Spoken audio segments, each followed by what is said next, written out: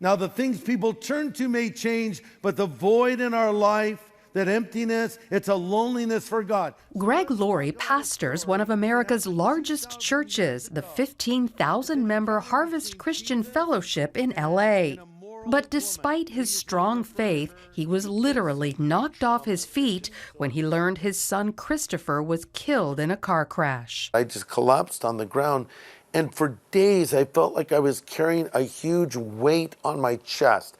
I mean, literally, I felt a physical pressure where I just, it was just like, how will I get through this? Kathy Laurie said she felt her dreams disappear. That day, I felt like God had taken a big eraser to this chalkboard and just said, no, erase this all.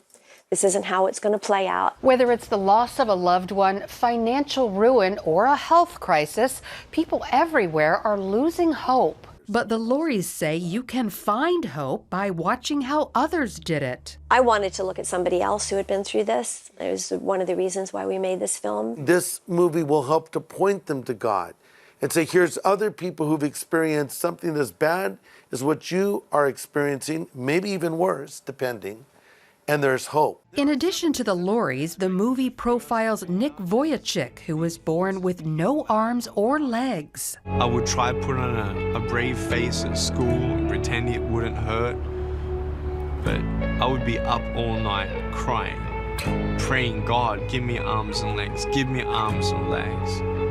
And he wouldn't give it to me. Also, Christian singer Jeremy Camp, whose wife died of cancer. And to see not a progression, but a digression, basically, of what was happening in her health, there's just doubts. God, are you listening? Like, what? Do you know that we're here? I mean, are you hearing these prayers? For the Lauries, Nick and Jeremy, hope began when they stopped asking why. And instead, we should be asking the what question, as in, what should I do now? How should I react? And I think what we want to do is lean into Christ, and we want to seek to bring glory to his name through this. And one day, all of those whys will be resolved. At first, Nick was so hopeless, he planned to drown himself. And I knew what that water represented. It was the end of my pain. It was the end of hell for me.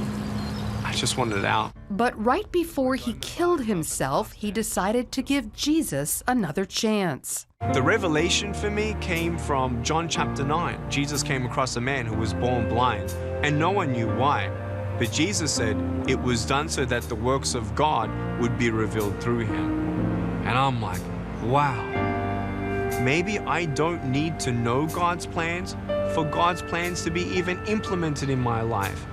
What if God did have a plan for me? God did have a plan that was fulfilled. It included a wife, a child, and traveling the world, spreading the good news to millions. I hope people are inspired to see that you don't need arms and legs to be complete.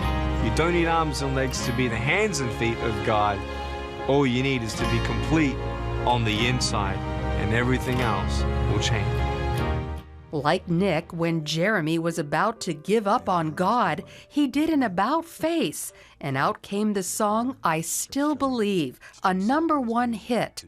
Dozens would follow, drawing millions closer to the Lord. It was just me going, I don't understand. It doesn't make sense. But I still believe in your faithfulness, and your truth, and your word. And that was such a healing time for me. I still believe.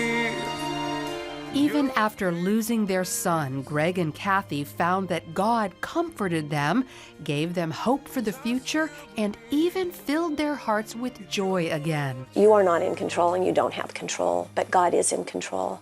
And I was thankful that in my pain and in the crisis of that moment, I was absolutely certain that God was not surprised by this and that he was with us and he would walk us through this. I think we're here on earth for two reasons. We're here, #1, to know God, and we're here to glorify God. But I have found that when we fulfill our purpose as Christians, we will find happiness as a byproduct.